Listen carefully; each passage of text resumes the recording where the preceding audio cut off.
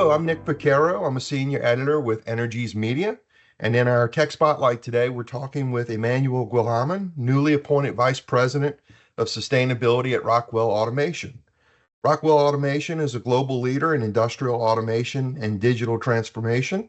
The firm connects the imaginations of people with the potential of technology to expand what is humanly possible, making the world more productive and more sustainable.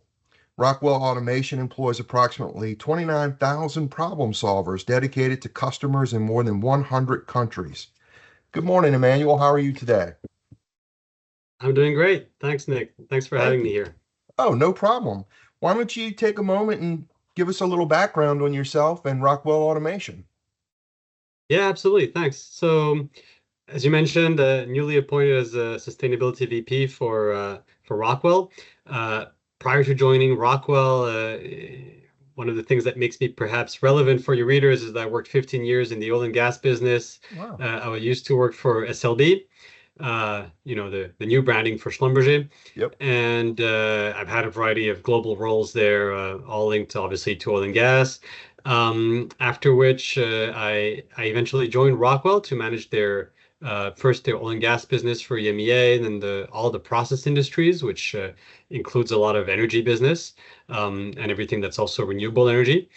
And through there, I made my way to becoming the sustainability VP. So my current mission is to define Rockwell's strategy when it comes to sustainability, and then to execute on that strategy. So that is both our internal goals for net zero and for our sustainability targets, but it's also how do we help our customers achieve their own sustainability goals. Okay. And that could be in any industry really. So Okay. Okay. that's about me. All right.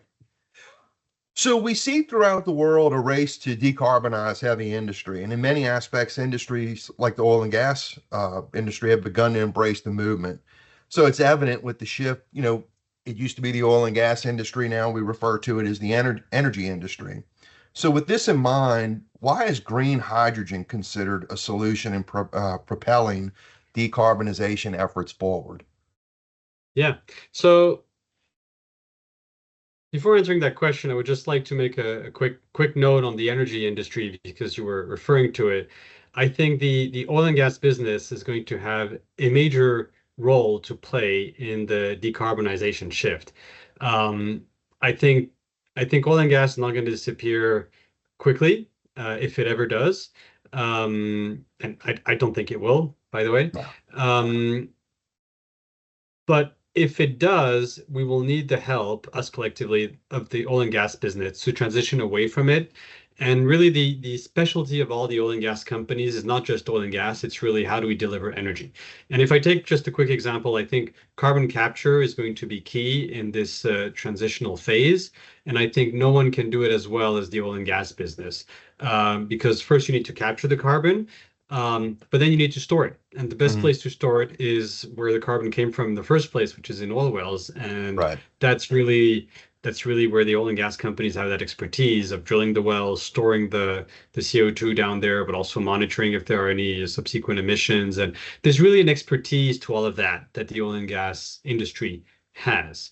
Um, as for green hydrogen, one of the I think green hydrogen will be key for a number of reasons. One of the things that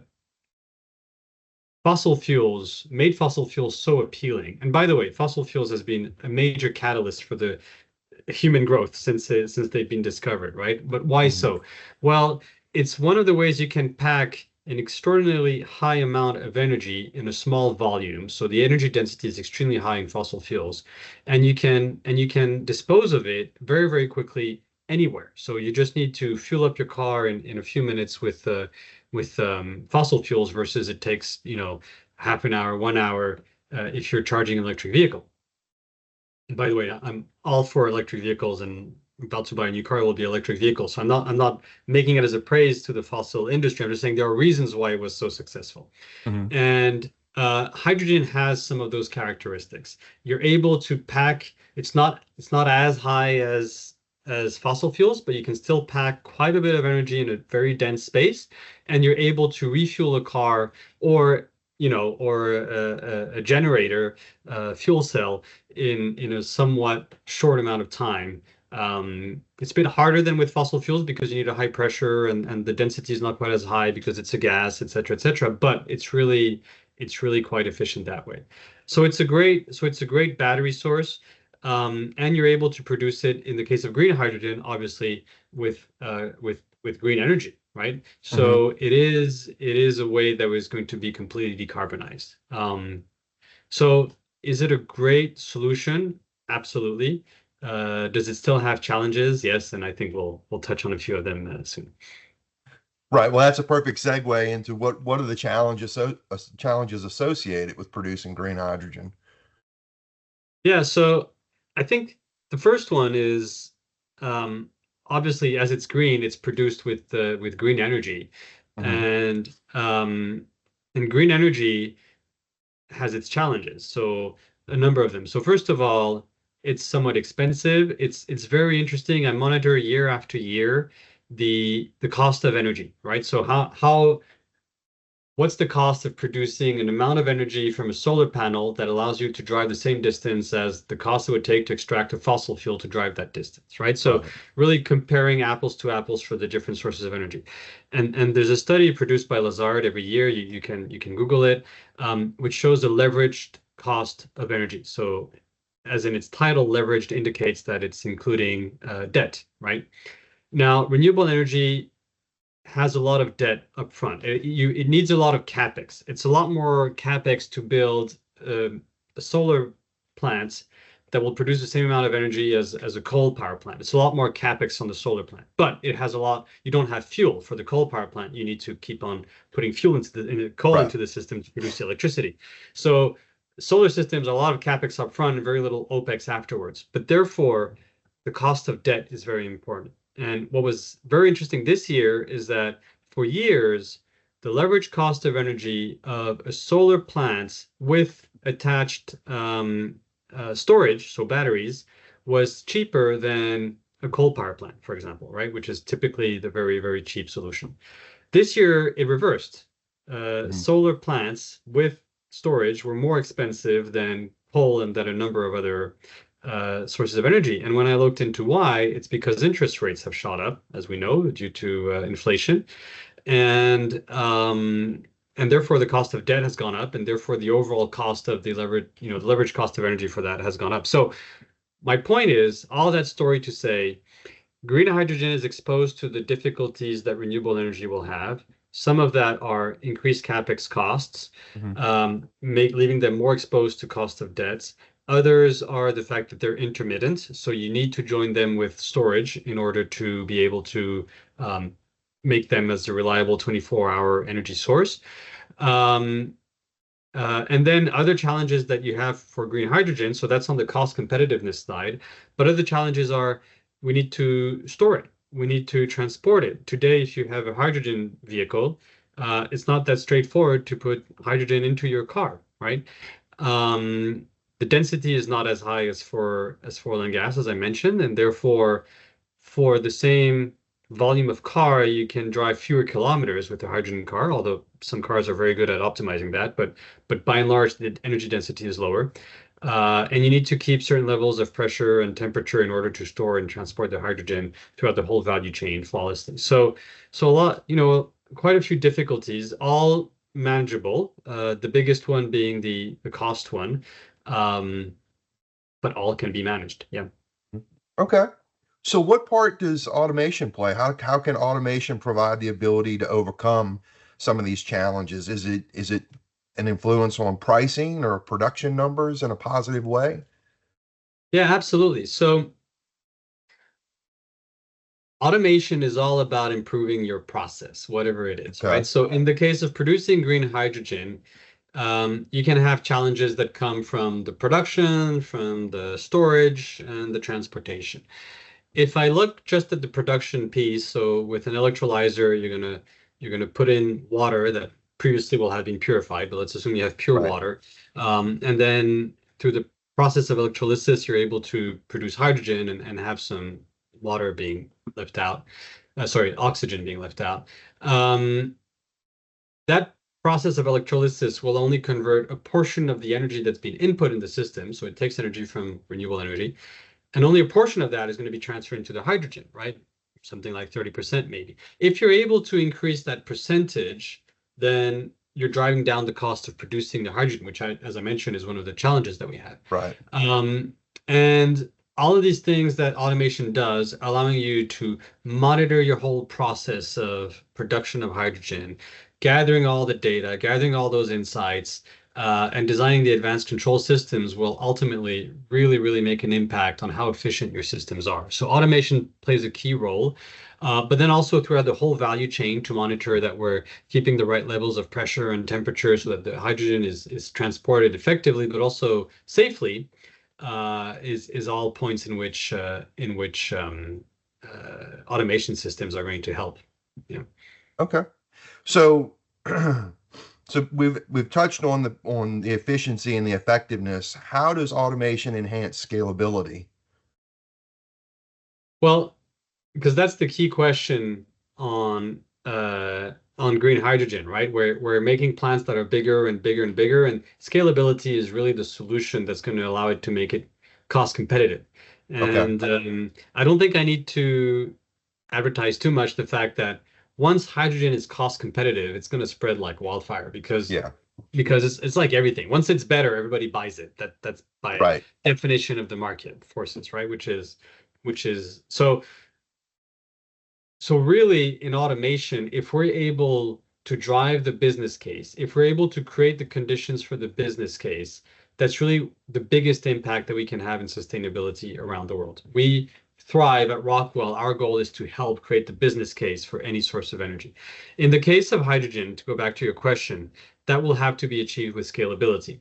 Okay. And we can do a number of things to help with scalability. So as you as you grow and as you use more and more control systems, you're really capturing a huge amount of data. And so the hydrogen producers will have all this amount of data that our control systems are going to provide them with.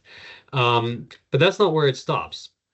Once we provide all the data, the question is, what do we do with it? And I cannot tell you how many of our customers are like, hey, we need big dashboards. We need to get all this data, and then they capture all the data and they look at it, they stare at it, and then customers come back and like, hey, we need help to analyze all of this data, which is Right. really the crux of the problem. And by the way, customers know very well they're going to get there, but they just do things in steps. Right. We're not as smart than they are, of course. But the what you do with the data then is that you use data analytics to look at it. And Rockwell has a whole suite of solutions there, whether it's through our consulting department called Calypso, where there's specialists, data analytics, who can take the data and look at it and optimize your processes and analyze it.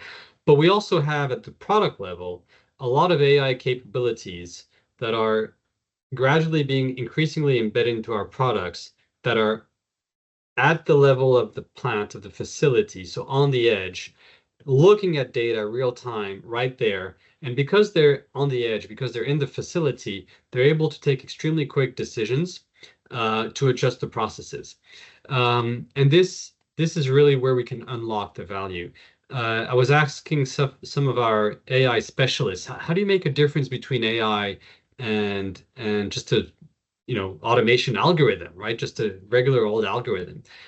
And the definition they gave me is that AI is a system that learns. And so it learns by itself. You train it to learn. And so all these AI systems that we're embedding in our products will be there at the level of the electrolyzer, getting all this data, churning through them, learning. And through learning and constantly, so they learn, they apply their new decision process, and then they learn from that all by themselves. And so there's really an exponential curve of improved efficiency in trying to drive progress. And what they're learning, what they're improving on is a number of things. One is predictive maintenance. So by looking at trends of the behavior of the equipment or at the system level, we're able to see anomalies or trends in the data that will indicate future failure.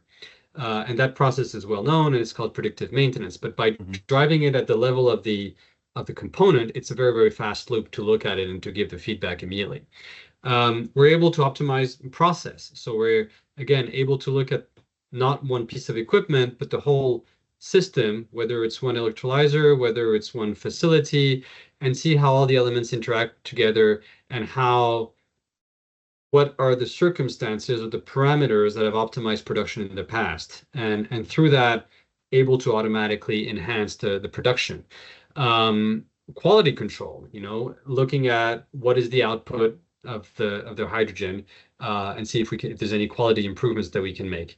Energy management, obviously. So this is a very key feature, a very important aspect of producing hydrogen is the energy that you're producing it from. That's really the biggest cost in your hydrogen production is the energy source. And the energy source, because it's green, is coming from green sources, but these might vary in nature. You might have wind turbines, you might have solar panels, you might have access to the grid.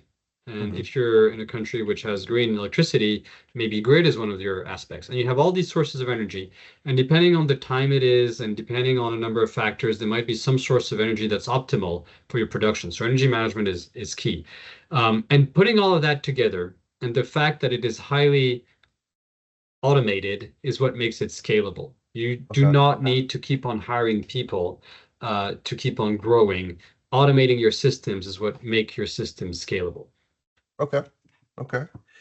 I know that affordability and infrastructure status would play a big part in this, but where do you see the future of green hydrogen? Do you think it's going to be accepted across the board as an alternative fuel, or do you think it's going to be more directed to a specific industry? Um, I'm not sure there's a surefire answer to that question, Okay. to be perfectly honest. I think it's a very good question. I wish I knew. Um, I think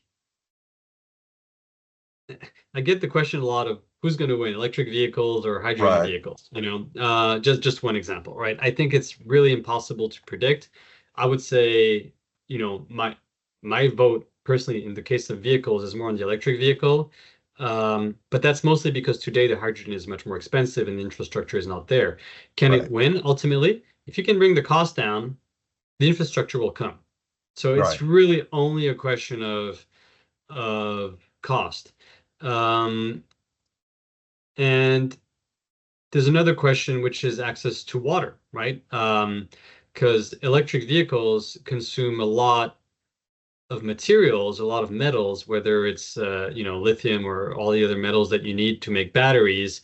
You extract those out of the ground, right? Right. And then to make the electric engine of the electric vehicle, for the electric motor, sorry, you need a whole lot of copper. And we're extracting incredible amounts of copper out of the ground. So they're not as renewable as one might think.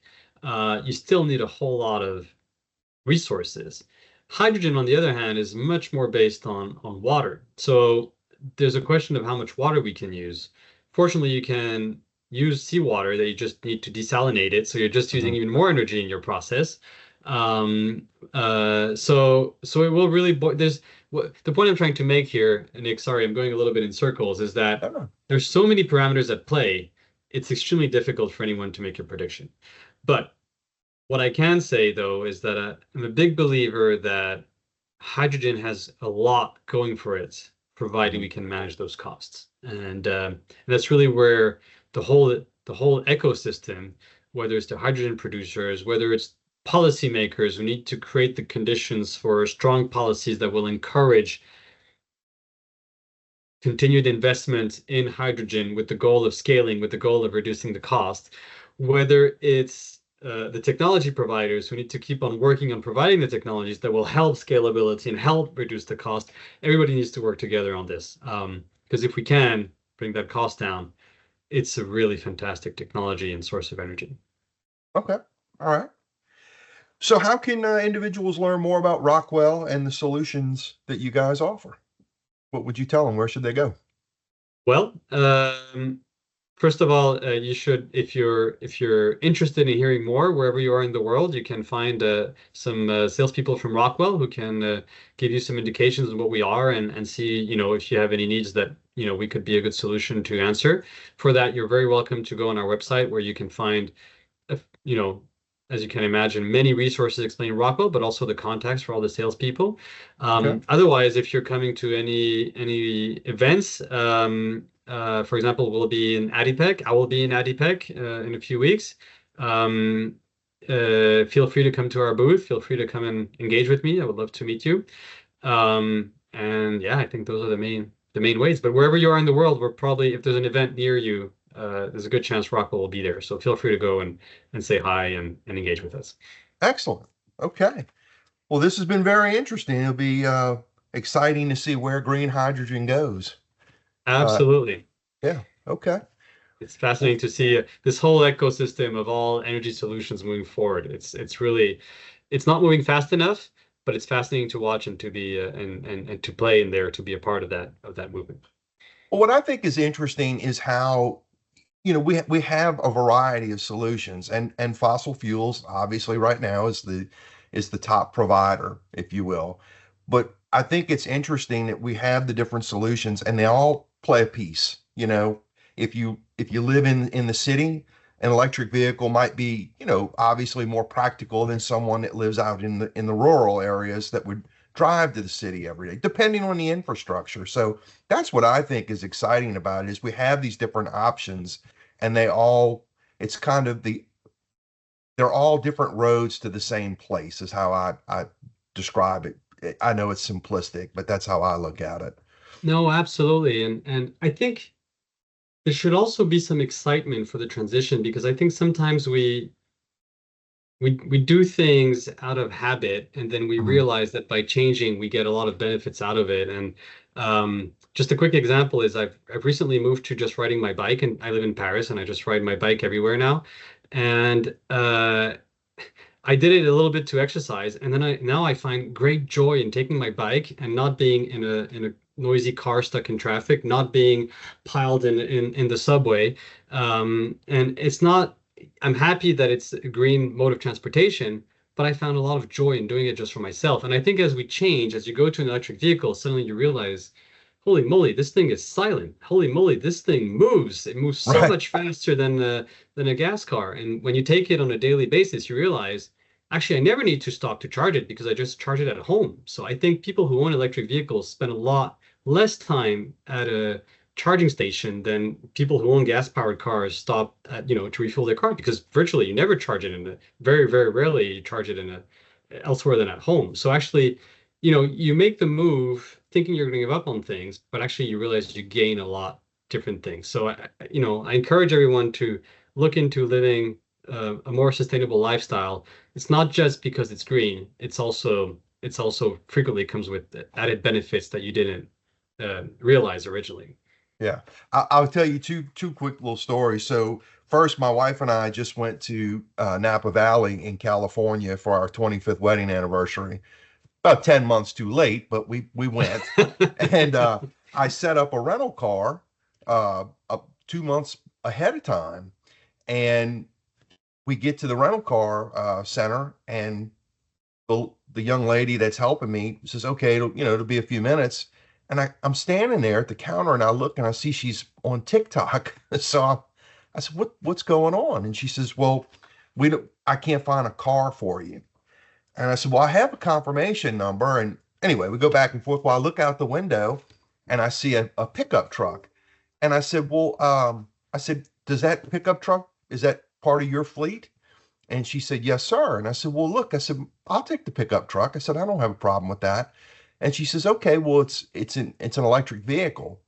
And I said, I would, but I can't. I don't know if where I'm going, if the house is set up to charge. I don't know. I don't know if there's an outlet, on the front of the house. And I said, "So no, I can't do that." Well, so then I said, "I'll take a sedan," because I, reserved an SUV. Well, come to find out, the only vehicles they had available was an entire fleet of electric vehicles. Nobody wanted them. Huh. And which I thought was interesting because, And this is in California, California. yeah, California is a big proponent of electric vehicles, but nobody wanted them. They finally found a vehicle for me, but what I did notice for the 5 days that we were there, I did see a lot of electric vehicles, And I wouldn't have had a problem driving one. I just didn't know if where I was staying was outfitted for it.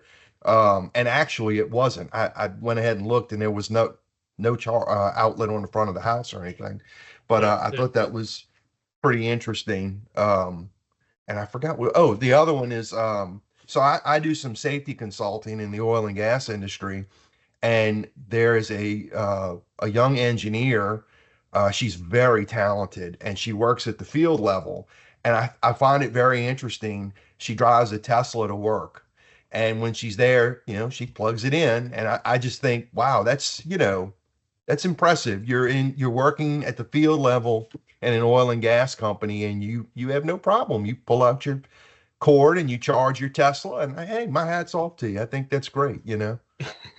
So But interesting. I was in the oil and gas business, and I think the right solution for the oil and gas business is not to say we're against Tesla, we're against electric vehicles, because that's like Kodak saying we're against digital photography. Right. Um, I think it's more like if this is where consumers want to go, we're going to start to play in the energy business, not just the oil and Exactly. gas business. And that's Ex what most of them are doing, which is so intelligent, yeah. because nobody wants to be Kodak. Sorry for anyone who worked at Kodak, fantastic company. But yeah, you need to embrace transitions. If you fight Well, against them, if you end up like Blockbuster, you know, that's right. That's and exactly right. And in the uh, early days, there was a rift. They didn't want it, and now, as I said in what question one, we've seen the transition from the oil and gas industry to the energy industry. So it's kind of let the market decide, let the market determine, and if you're a smart business person, you'll listen to the market. So exactly, that's yeah. exactly it. Okay. Well, this has been really a great time speaking with you and very informative, and we hope to have you back. Yeah, thanks for having me, Nick, and hope to see you again. Absolutely. Absolutely.